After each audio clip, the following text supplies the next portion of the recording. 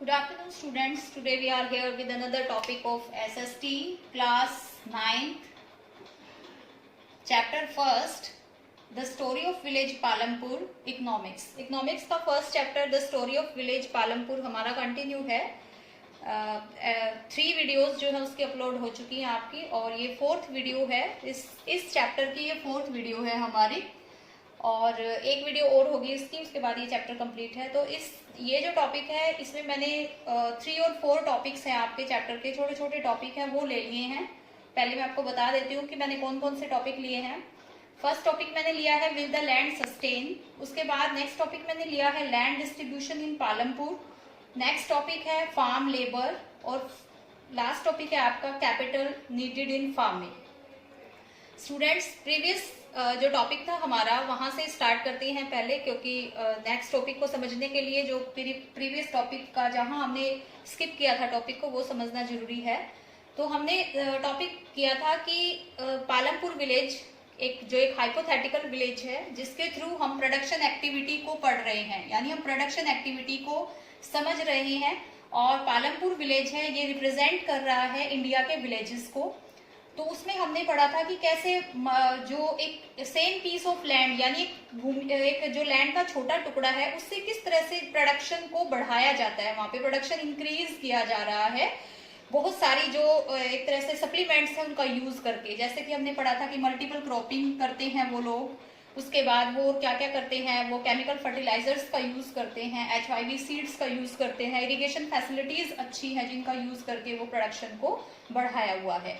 अब मैंने topic skip किया था कि विल द लैंड सस्टेन, कि इतने सारी चीजों का यूज एक लैंड के ऊपर किया जा रहा है, जमीन के ऊपर खेती करने के लिए आप इतने इक्विपमेंट्स हैं इनका यूज कर रहे हो, एक तरह से एज ए सप्लीमेंट्स यूज कर रहे हो. तो क्या इससे लैंड सस्टेन रहेगी, एक तरह से वो हेल्दी रहेगी, या उसमें कुछ इफेक्ट आ जाएगा? तो वही हम देखिए जो प्रोडक्शन एक्टिविटी को इंक्रीज करने के लिए जब हम मल्टीपल क्रॉपिंग करते हैं तो उसमें केमिकल फर्टिलाइजर्स का यूज करते हैं. जो केमिकल फर्टिलाइजर्स होते हैं वो क्या करते हैं, वो जो लैंड के जो बैक्टीरियाज या माइक्रो ऑर्गेनिजम्स होते हैं उनको एक तरह से रिड्यूस कर देते हैं, खत्म कर देते हैं, जो कि लैंड फर्टिलिटी के लिए बहुत ज्यादा जरूरी है. तो इससे क्या होता है, एक तरह से सॉइल फर्टिलिटी जो है वो रिड्यूस हो जाती है केमिकल फर्टिलाइजर्स का यूज करके. अब इरिगेशन फैसिलिटीज इतनी ज्यादा होने से क्या होता है, जो केमिकल फर्टिलाइजर्स जो डिजोल्व होता है, एक तरह से पानी में जो डिजोल्व घुल जाता है, वो क्या करता है, वो हमारे ग्राउंड वाटर को पोल्यूट कर देता है और हमारी लैंड जो है वो डिग्रेड हो जाती है. एक तरह से उसकी प्रोडक्शन कैपेसिटी जो होती है वो कम हो जाती है.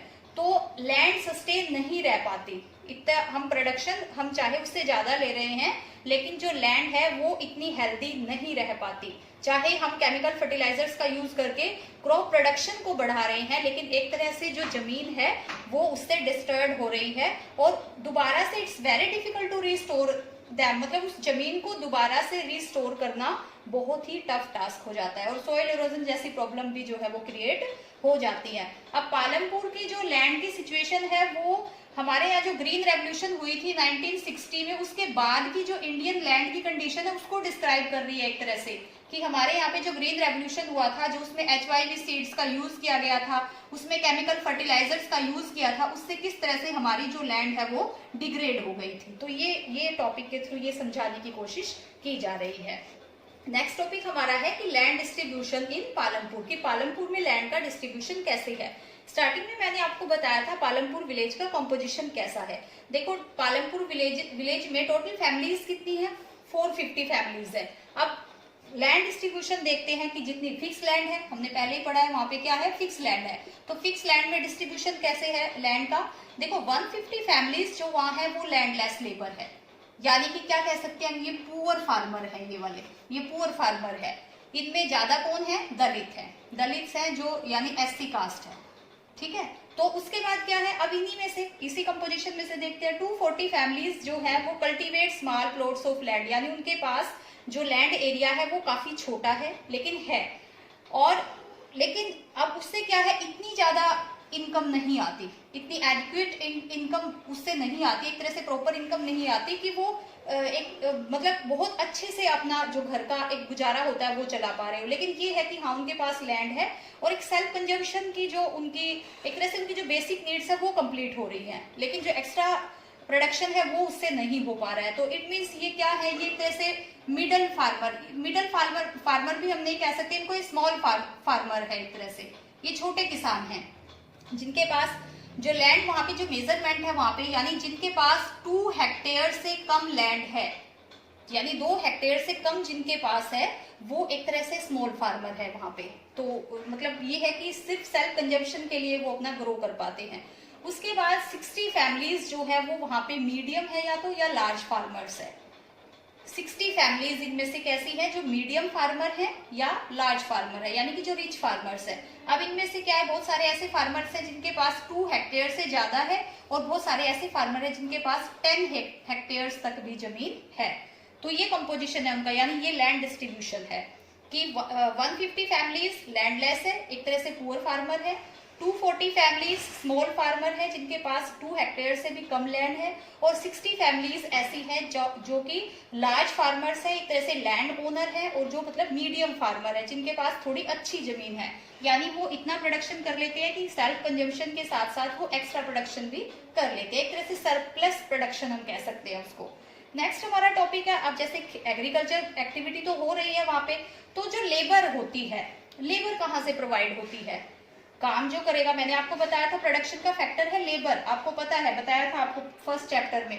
तो लेबर कहाँ से प्रोवाइड होती है, क्योंकि प्रोडक्शन एक्टिविटी वहां पे हो रही है, तो लेबर कहाँ से प्रोवाइड हो रही है, देखो ऑब्वियस है, लैंडलेस लेबर है वहां पे, यानी कि जो गरीब फैमिली है वहां पे वो फैमिलीज प्रोवाइड करती है लेबर को। किनको प्रोवाइड करती है, जो लार्ज फार्मर्स है, यानी लार्ज फार्मर्स या मीडियम फार्मर्स है वो लैंडलेस फैमिलीज जो है उनको एज ए लेबर उनको यूज करते हैं, यानी ये फैमिलीज वहां पे एक तरह से लेबर का काम करती हैं। अब देखो जो वेजेस है, इनको लैंडलेस फैमिलीज है इनको वेजेस कैसे मिलती है, क्योंकि ये गुजारा कैसे करते हैं, उन बड़े किसानों की जमीन पे काम करके।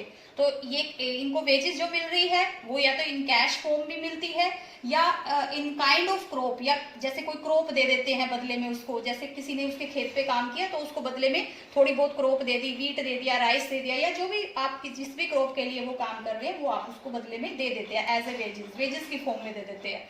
या फिर सम टाइम दे गेट मील, यानी कई बार ऐसा होता है जो लैंडलेस लेबर है वो खाने के लिए काम करती है, जैसे 2 टाइम का 3 टाइम का उनको खाना मिल गया, उन्होंने जो है टाइम पे वहां पे काम कर लिया। स्टूडेंट्स आपकी बुक में एनसीईआरटी बुक के टॉपिक है सारे, तो ऑब्वियस है इनमें छोटी छोटी कुछ स्टोरीज होती हैं। स्टोरीज को मैं डिस्क्राइब नहीं कर रही हूँ क्योंकि आप उसको रीड करोगे तो आपको अपने आप ही समझ आएगा। यहाँ पे जो लैंडलेस लेबर है उसमें डाला एक लेबर है, उसको डिस्क्राइब किया गया है थोड़ा, कि डाला जो है वो एज ए लैंडलेस लेबर वहां पे काम करता है। तो उसको जैसे जो लेबर डिसाइड की गई है वो 300 रुपीज डिसाइड की गई है पर डे, लेकिन वो 160 रुपीज पे वहां पे काम कर रहा है। क्यों कर रहा है, क्योंकि लेबर के लिए भी वहां पे कंपटीशन है, मींस वहां पर लेबर के लिए एक स्ट्रगल नहीं करना पड़ रहा है। जो रिच फार्मर्स हैं उनको लेबर इजिली प्रोवाइड हो रही है। जब कंपटीशन हो जाता है, आपके पास ज्यादा लेबर होती है तो वो अपनी मर्जी से एक वेजेस उनको प्रोवाइड कर रहे हैं। तो ये एक स्टोरी है छोटी सी जिसको आप अपने बुक में से रीड कर सकते हैं। नेक्स्ट हमारा आता है, अब लेबर भी प्रोवाइड हो गई, लेकिन प्रोडक्शन एक्टिविटी के लिए और क्या चाहिए, कैपिटल चाहिए, पैसा। मैंने आपको बताया था कैपिटल 2 तरह की बताई थी आपको, फिक्स्ड कैपिटल और वर्किंग कैपिटल। तो कैपिटल जो चाहिए है, जैसे चाहे वो अमीर किसान कोई काम कर रहा है या स्मॉल फार्मर कोई काम कर रहा है, तो उसको पैसा चाहिए।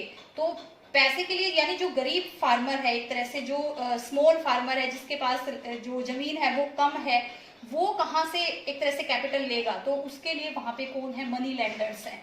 मनी लैंडर्स जो बड़े किसान हैं जिनके पास ज्यादा लैंड पार्ट है, वो तो उनमें एक छोटी सी स्टोरी फिर से आपकी, जिसमें जो तेजपाल है वो एक बड़ा लैंड ओनर है जिसके पास ज्यादा पैसा है, मतलब एक तरह से, और सविता जो है वो एक छोटी किसान है वहां पे, वो स्मॉल फार्मर है। जो तेजपाल जो है उसको मनी प्रोवाइड कराता है, एक तरह से कैपिटल प्रोवाइड कराता है फॉर फार्मिंग एक्टिविटी के लिए। रेट ऑफ इंटरेस्ट जो है वो ज्यादा लेते हैं, एक तरह से रेट ऑफ इंटरेस्ट, क्योंकि वो उनको पैसा प्रोवाइड कर रही है तो रेट ऑफ इंटरेस्ट अपनी मर्जी से लेते हैं। अब रेट ऑफ इंटरेस्ट जो उनको पे करना पड़ता है बाद में, या तो जो स्मॉल फार्मर है या जो लैंडलेस फार्मर है जो पैसा लेता है, या तो उसके वहां पे पूरा टाइम वो काम करते हैं, उसके बदले वो एक तरह से अपने वेजेस को वहां पे कटवा रहे हैं, तो उनका अपना अपना एक मेथड होता है। तो जो बड़े किसान है वो छोटे किसानों को एक तरह से कैपिटल प्रोवाइड कराते हैं, तो मनी लेंडर का रोल प्ले करते हैं। मनी लेंडर्स हैं उनमें से काफी सारे, ट्रेडर्स भी हैं उनमें से, जो एक तरह से मनी जो है वो प्रोवाइड कराते हैं स्मॉल फार्मर्स को, ताकि वो अपनी प्रोडक्शन एक्टिविटी को या एग्रीकल्चर एक्टिविटी को कंप्लीट करे। तो ये आपका टॉपिक है। उसके बाद नेक्स्ट टॉपिक आपका आता है sale of surplus farm products. Sale of surplus, surplus होता है जो आपका एक तरह से जो प्रोडक्शन हुआ है उसमें से जो सेल्फ कंजम्पशन के बाद आपका बच गया है, एक तरह से सरप्लस यानी ज्यादा, अब उसका सेल कौन कैसे करता है। देखो जो स्मॉल फार्मर्स है उनके पास तो मैंने आपको पहले ही बता दिया है कि बहुत सेल्फ सफिशिएंट ही एक तरह से प्रोडक्शन होता है उनका, तो कि उनके घर का गुजारा चलता है। लेकिन जो बड़े फार्मर्स हैं वहां पे उनका जो सरप्लस होता है वो क्या करते हैं, वो मार्केट में उसको सेल करते हैं और उनसे एक्स्ट्रा प्रॉफिट जो है वो गेन करते हैं। जैसे आपको बताया था कि वीट है, शुगर केन है, राइस है, जो सरप्लस उसमें से जाता है वो उसको एज ए बिजनेस लेते हैं और मार्केट में उसको सेल करते हैं। जैसे रायगंज की मार्केट है, वहां पे शाहपुर की जो मार्केट है उसमें वो सरप्लस को सेल करते हैं। तो ये आपका आज का इजी सा ही टॉपिक रहा है, इसमें ज्यादा टफ कुछ भी नहीं है, बिल्कुल एक छोटी सी स्टोरी है। आप इसको स्टोरी के पर्पज से समझे तो आप प्रोडक्शन एक्टिविटीज को अच्छे से समझेंगे। अब आपका एक लास्ट टॉपिक रह गया इस चैप्टर का, जो नेक्स्ट वीडियो में होगा विद असाइनमेंट होगा, वो एक्टिविटीज जो है वहां पे फार्मिंग और नॉन फार्मिंग एक्टिविटीज है पालनपुर की। छोटा सा और इजी, बहुत ही अच्छा इंपॉर्टेंट टॉपिक है वो आपका, ये टॉपिक आपका कंप्लीट हो गया है। तो अब मैं इसी जितना आपकी हो गई है, मैंने आपको बताया 4 वीडियोस कंप्लीट हो चुकी है, तो इसमें से कुछ असाइनमेंट आपको दे रही हूँ मैं, वो आपने राइट करनी है अपनी नोटबुक में। मैं 14 वेरी शॉर्ट क्वेश्चन शायद आपको दे चुकी हूँ, तो नेक्स्ट आगे के क्वेश्चन दे रही हूँ, आप उनको अपनी नोटबुक में जो भी आपके पास है राइट करेंगे, और वीडियोस को आप 1 और 2 टाइम्स जरूर सुनेंगे। स्टूडेंट्स ये असाइनमेंट है आपकी, देखो जिसपे ब्लैक डॉट लगी हुई है, ये क्वेश्चंस है आपके, जैसे what is human capital, what is physical capital, define yield, what is multiple cropping, name any 2 methods of to increase production in agriculture, what is green revolution, this one, what are rabi crops, kharif crops. ये question आपके 1 2 3 4 5 6 7 8 9 question है आज आपके, very short. और एक वाला what does HYV seed stand, ये मैं आपको सब बता चुकी हूँ। ये क्वेश्चन आपने राइट करने हैं, और ये आपका जो शॉर्ट क्वेश्चन है वो कंप्लीट हो जाएंगे आज। नेक्स्ट वीडियो में मैं जो 3 मार्क्स के और 5 मार्क्स के क्वेश्चन है वो दे दूंगी और आपका चैप्टर कंप्लीट हो जाएगा। तो ये आपने अपनी नोटबुक में राइट करने हैं। Thank you so much.